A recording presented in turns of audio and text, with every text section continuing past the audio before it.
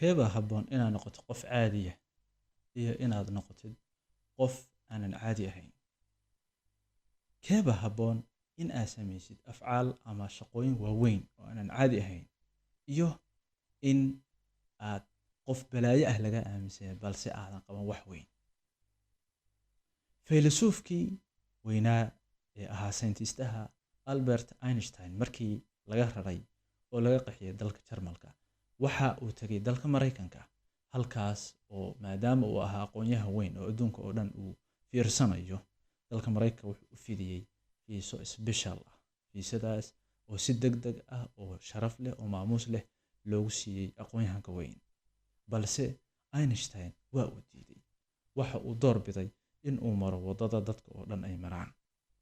sidaas oo kale waxaa ka horeeyay oo kaga wanaagsanaa oo Ilaahay uu noo faray in aan ku dayano saddexdii saxaabi ee ka haray jihaadka kadibna la bahgooyay kadibna ay u timid fariin ooga timid boqor ka mid ah boqorada adduunka marka ugu waaweynaa oo yiri waanu la soconnaa in la idin bahgooyay oo la idin ahaanayay oo xiriirka la idin ka jaray oo idinkoo dadkii deegaanka dhex jooga oo nabigii aad jeclaydeen xiriirka idin jaray ee kaalaya.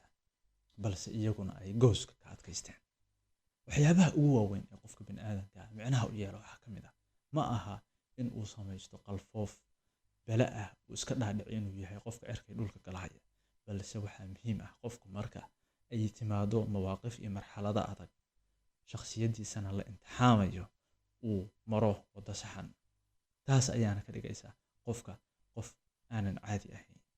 waxa inoo ballan ah marka ay noo timaado duruufo adag kadibna waxyaabaha aanu kala dooranayna ay u baahan yihiin miisaan iyo qiimeyn aad u xeel dheer in aanu noqono sida shakhsiyaadka aan hadda soo xulnay. tan iyo kulantideena dambe waxaynu ballan ah inaanu samayno afcaal aanan caadi ahayn. salaam.